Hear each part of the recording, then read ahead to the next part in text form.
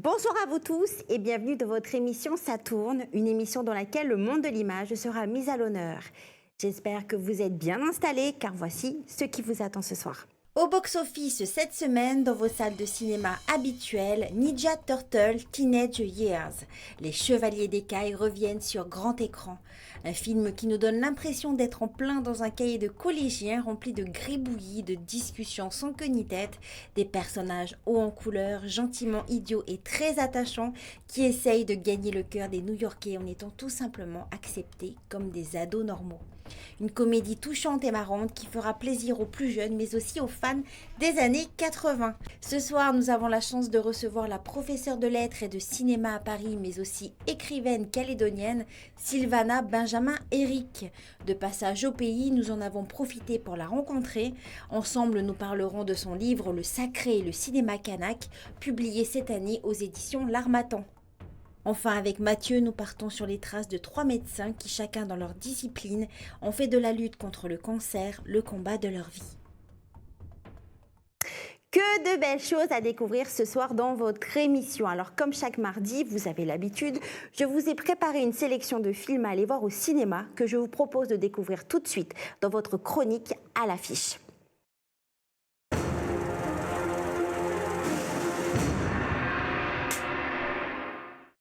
Et on commence tout de suite avec le film Ninja Turtle Teenage Years. Leonardo, Donatello, Michelangelo et Raphaël reviennent dans le monde des humains.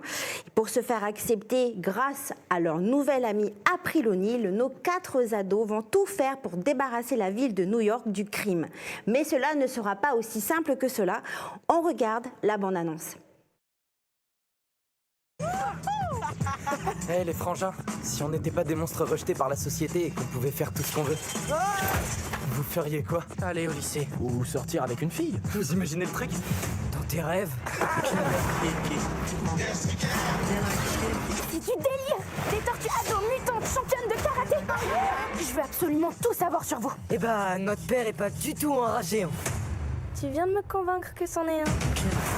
La police est débordée par la récente série de crimes perpétrés par Superfly. Personne n'a jamais vu son visage. Pourquoi? Parce qu'il liquide tous ceux qui croisent son regard. Cool. Non, c'est pas cool. Si, un peu quand même. On n'a qu'à arrêter Superfly. Après, tout le monde nous trouvera sympa et nous acceptera. Superfly va faire son deal ce soir, sous le pont de Brooklyn. Qu'est-ce que c'est? Là, le délire! Vous êtes des petites tortues, c'est ça? J'y crois pas, y a d'autres mutants? Bon alors, vous roulez avec nous? Les humains ne nous aimeront jamais. Donc on va s'arranger pour que les mutants dominent la Terre. Les humains, ça dégage. Ah ouais, le scénario qui tue. On pourra pas l'arrêter. Mais on doit essayer. Ça, c'est une entrée qui fait mouche, bande de tocards.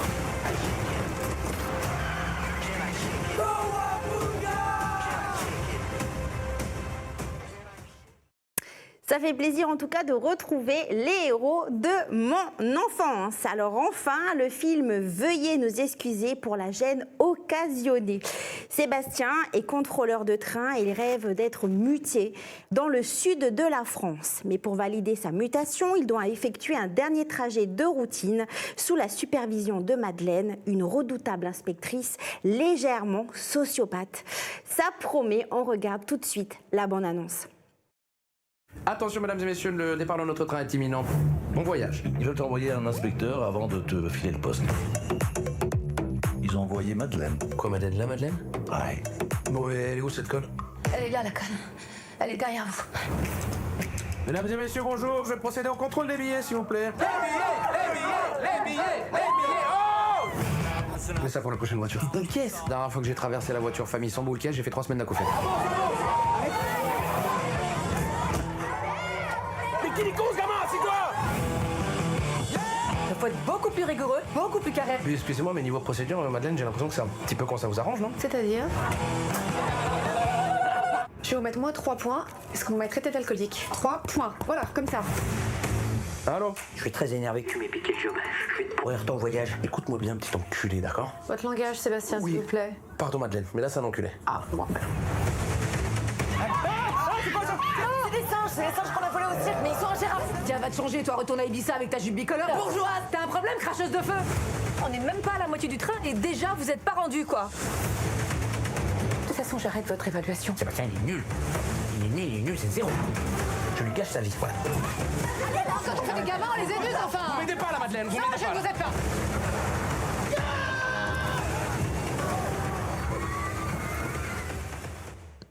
Une comédie hilarante à ne pas rater. En tout cas, ces films sont à retrouver dès demain dans vos salles de cinéma habituelles. Alors ce soir, nous avons la chance de recevoir la professeure de lettres et de cinéma et écrivaine calédonienne Sylvana Benjamin Eric, qui présentera le mois prochain son livre Le Sacré et le cinéma kanak au festival Rochefort Pacifique. Un festival qui rassemble chaque année des artistes, des réalisateurs ou encore des écrivains des sociétés du Pacifique. Un événement qui a pour ambition d'ouvrir un espace de découverte, de partage et de réflexion pour mieux comprendre les peuples et leur culture océanienne dans toute leur diversité. Étant de passage au pays, nous en avons donc profité pour la rencontrer et en apprendre un peu plus sur son livre.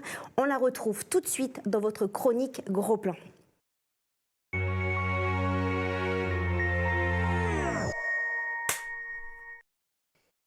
Sylvana, bonsoir. Bonsoir Stéphanie. Merci à vous d'être avec nous. C'est moi qui vous remercie de m'avoir invitée sur votre plateau. Je suis ravie de me retrouver sur le Caillou pour évoquer avec vous le sujet de mon livre. Exactement. Donc, effectivement, vous avez publié, il me semble que c'était en début d'année, hein ? Tout à fait, en janvier 2023. Aux éditions de l'Harmattan, dans la collection Logique sociale, un ouvrage intitulé Le Sacré et le cinéma kanak. Alors, dans cet ouvrage, vous abordez les expressions cinématographiques kanak et plus généralement calédoniennes. Vous les mettez en perspective avec le développement de la filière audiovisuelle, donc locale. Et puis, comme son nom l'indique, vous y abordez également la relation intime qu'a ce cinéma avec la culture kanak et les expressions de la sacralité. Alors, ma première question sera pourquoi avez-vous ressenti le besoin de conduire des recherches sur ces thématiques ? Tout d'abord, je pense que j'ai toujours eu un attrait pour le cinéma depuis toujours, d'aussi lointain que je puisse m'en souvenir. Et puis ensuite, c'est le cinéma calédonien ou kanak est un cinéma qui me parle puisque je suis née en Nouvelle-Calédonie, j'y ai grandi. Je connais le peuple, je connais la culture, je connais le paysage calédonien. Donc c'est un cinéma qui me parle. Et j'ai voulu en fait m'intéresser à ce cinéma pour partager avec le public hors les murs, non pas le public calédonien, mais le public qui se trouve en métropole, voire internationale, ce que ce cinéma raconte, ce que ce cinéma dit de lui, en fin de compte. Puisque c'est un cinéma qui a une spécificité, et cette spécificité, on ne la retrouve pas dans tous les cinémas. Certes, c'est un cinéma insulaire, mais chaque cinéma insulaire porte en lui une valeur intrinsèque que l'on ne retrouve pas ailleurs. Et le cinéma calédonien et kanak, c'est un cinéma confidentiel, il ne faut pas se mentir. Et donc, je pensais qu'il méritait d'être mis en relief à travers ce livre. Voilà. Alors, justement, vous avez dû visionner une somme considérable de productions, comme celle de mon collègue, Cédric Tia, qui s'appelle Oui Ma Oui, qu'il a réalisé à l'époque avec les ateliers Varan. Je vous propose qu'on regarde un extrait et puis on en parle juste après.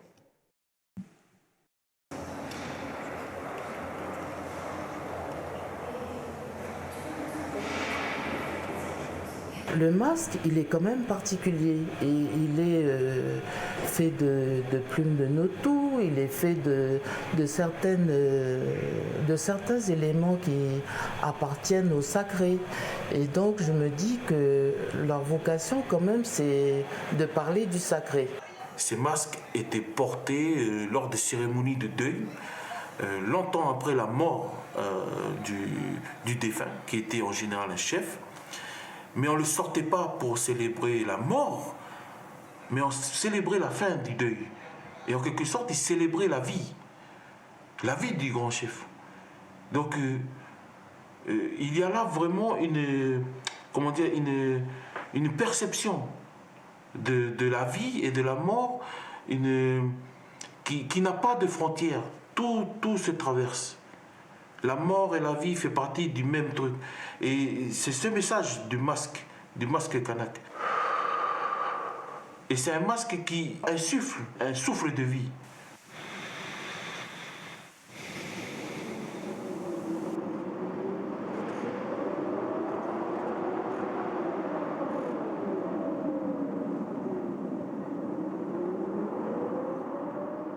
Alors justement, Sylvana, pour écrire votre livre, il y a eu un énorme travail de recherche. Comment avez-vous fait pour accéder à ces œuvres ? Alors pour accéder à ces œuvres, j'ai dû m'organiser puisque je vis à Paris, je travaille à Paris.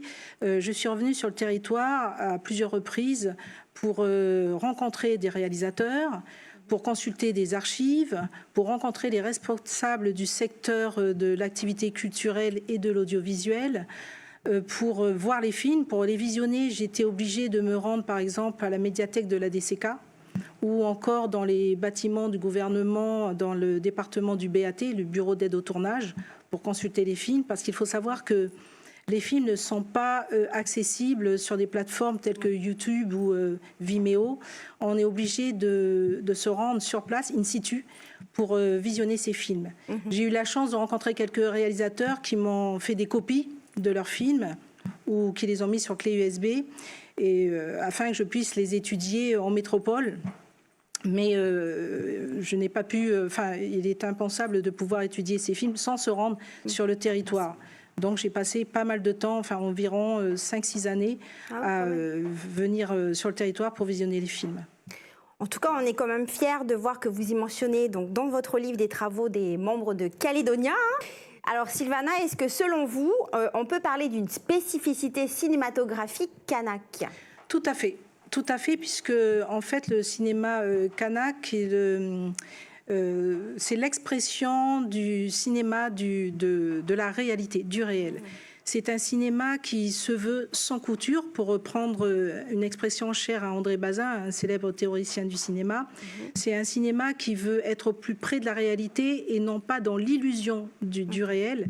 Et pour ce faire, il refuse donc de manipuler le film, de faire des retouches en procédant à un montage particulier, intelligent, esthétique. Donc c'est un cinéma brut qui présente au lecteur.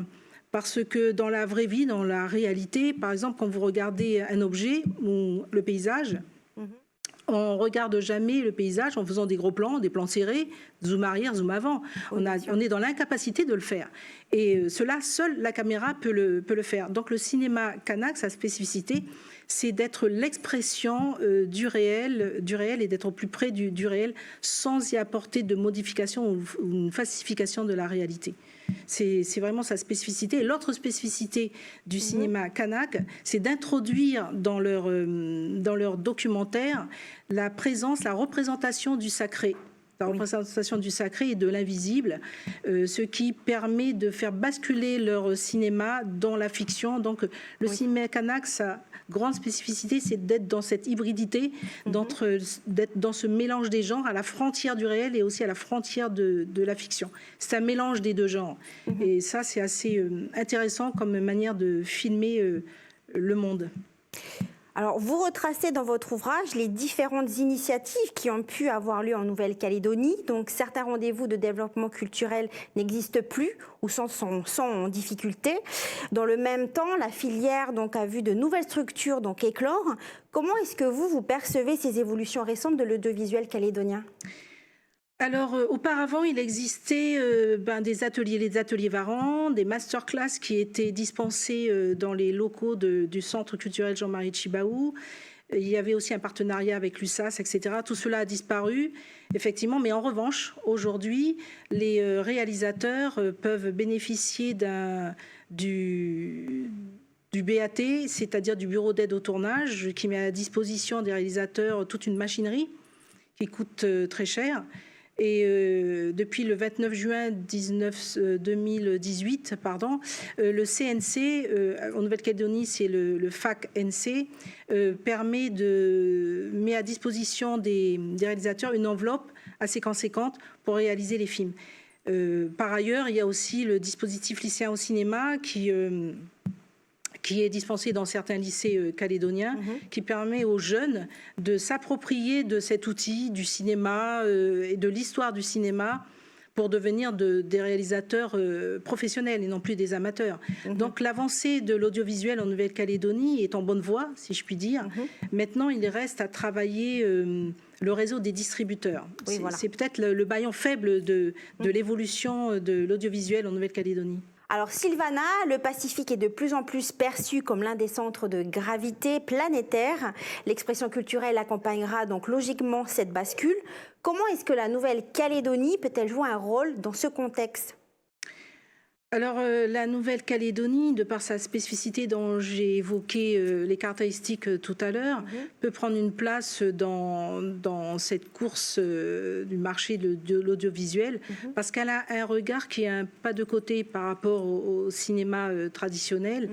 Il s'éloigne de l'esthétique pour offrir un regard, une certaine fraîcheur dans sa manière d'observer le monde. Et c'est ce pas de côté qui lui permettra certainement de trouver sa voie et d'accéder à certains marchés dans le monde de l'audiovisuel et du cinéma. Est-ce que, Sylvana, notre cinéma comporte une part d'universel suffisant ou, à contrario, une spécificité assez marquée pour conquérir les marchés au-delà des océans qui nous entourent ? Alors, j'aimerais vous dire que tout cinéma a vocation à être universel. Et le cinéma calédonien, de par son hybridité, est un cinéma qui est de l'ordre du sensible aussi. Et c'est cela qui permettra sans doute de franchir les océans et de permettre le partage de ce nouveau regard que les réalisateurs kanaks portent sur le monde, de partager, de rencontrer d'autres artistes et d'apporter une nouvelle vision du cinéma qui n'est pas centrée sur un cinéma que le spectateur pourrait être lassé de voir. C'est son approche spécifique, caractéristique et insulaire qui permet de lui ouvrir les portes. Parce que sinon, le cinéma traditionnel, tout le monde le connaît, ça n'a pas beaucoup d'intérêt. Si le cinéma calédonien veut se placer, il faut qu'il garde cette spécificité insulaire qui est de produire un cinéma brut et en même temps hybride. Qui mélange le réel et la fiction. Et ça devient intéressant pour un spectateur. C'est sa richesse, en fait, parce qu'on est dans l'ordre du sensible, de la poésie, et en même temps dans un cinéma qui adopte un autre langage. Alors Sylvana, notre échange touche à sa fin. Merci à vous d'avoir été avec nous ce soir. Merci à vous, Stéphanie. Et puis bon retour aux sources. Tout à fait, je suis tellement ravie de me retrouver sur le territoire. Merci de m'avoir invitée.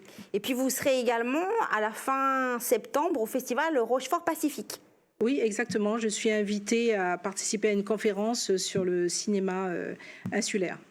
Bon festival aussi également à vous. Alors la semaine dernière, avec Mathieu, nous avons pu découvrir quelques-unes des révolutions médicales les plus spectaculaires pour réparer le cœur. Cette semaine, nous continuons sur cette lancée. C'est l'heure de votre chronique L'Infodoc.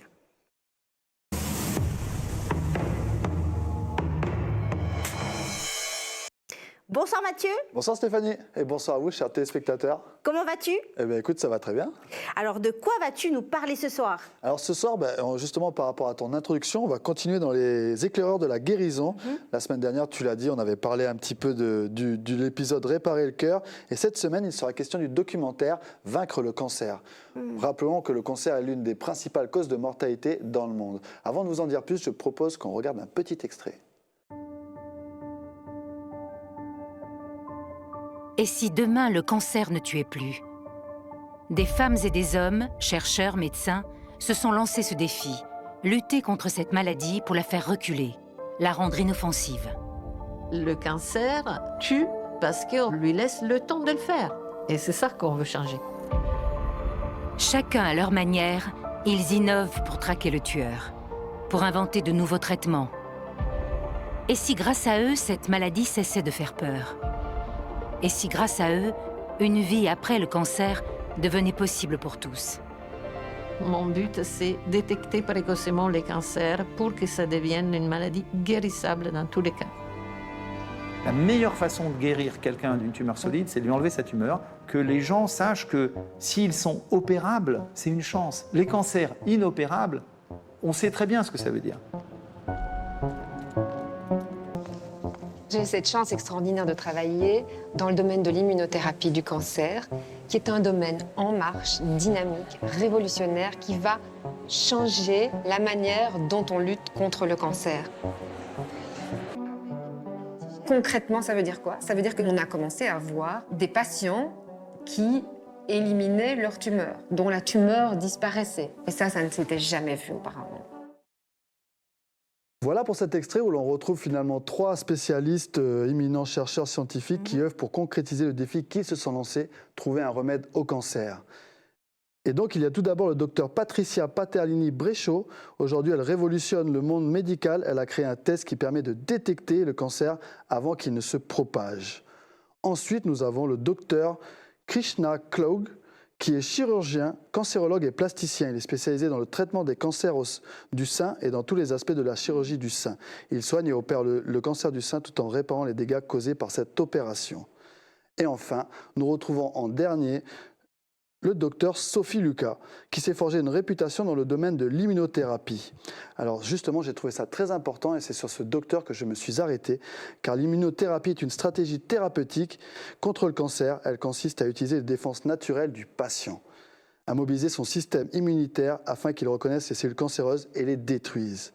La clé de la lutte pour guérir le cancer se trouverait en nous, dans notre propre système immunitaire. C'est un traitement qui est révolutionnaire. Alors, tu dis qu'il est révolutionnaire, Mathieu, mais avant ça, on connaît tout cela. Il a la chimiothérapie et la radiothérapie. Alors justement, quand je dis qu'il est révolutionnaire, c'est que justement, c'est une alternative à la chimiothérapie et la radiothérapie, qui sont des traitements très lourds, il faut le dire. La chimiothérapie, qui dure depuis des décennies, vise à tuer les tumeurs avec un produit tellement toxique qu'il attaque également les cellules saines, provoquant de terribles effets secondaires, tels que la fatigue, les vomissements, la perte de cheveux, ainsi que la perte des ongles. Revenons à notre système immunitaire. Rappelons que le but est de combattre les infections de bactéries et de virus. Parmi nos cellules, on retrouve les globules blancs, parmi lesquels on retrouve les lymphocytes T, ou cellules immunitaires qui tuent les cellules infectées et empêchent les virus de se propager.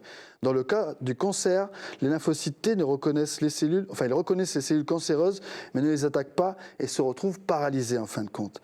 L'espoir de l'immunothérapie, c'est d'activer notre système immunitaire pour qu'il rejette les cellules cancéreuses sans que l'organisme ne soit plus infecté que lorsqu'il rejette une simple grippe en fait. Et pourquoi les lymphocytes T, Mathieu, ne font pas leur travail? Et bien justement, on va en y venir. Parce que Sophie Lucas a alors décidé de poursuivre ses recherches afin de comprendre pourquoi effectivement les lymphocytes T ne s'attaquent pas à la tumeur et se retrouvent paralysés. Elle découvre alors une population particulière, les lymphocytes, parmi les lymphocytes régulateurs, qui empêchent le système immunitaire de bien réagir contre les tumeurs et ainsi de les éliminer. Elle tente alors de développer un médicament qui va cibler les lymphocytes régulateurs et les empêcher d'entraver l'action des lymphocytes antitumoraux, les rendant à nouveau capables de rejeter les cellules tumorales. Il s'agirait donc d'une nouvelle molécule capable de lever les freins de notre système immunitaire pour tuer les tumeurs. La découverte est absolument fascinante. Après des résultats positifs réalisés sur des animaux, des tests cliniques ont été lancés. L'avenir nous dira donc si un jour ce traitement pourra remplacer la radiothérapie ou la chimiothérapie. Merci Mathieu. De rien, Steph. Je te dis à très vite. Eh bien oui, à très bientôt. À noter dans vos agendas que ce documentaire est à découvrir sur Calédonia le lundi 14 août dès 19h55. Alors notre émission touche à sa fin. Merci à vous de nous avoir suivis. Vous pouvez la retrouver sur notre site internet caledonia.nc. Et quant à moi, je vous dis à dans 2 semaines pour de nouvelles aventures.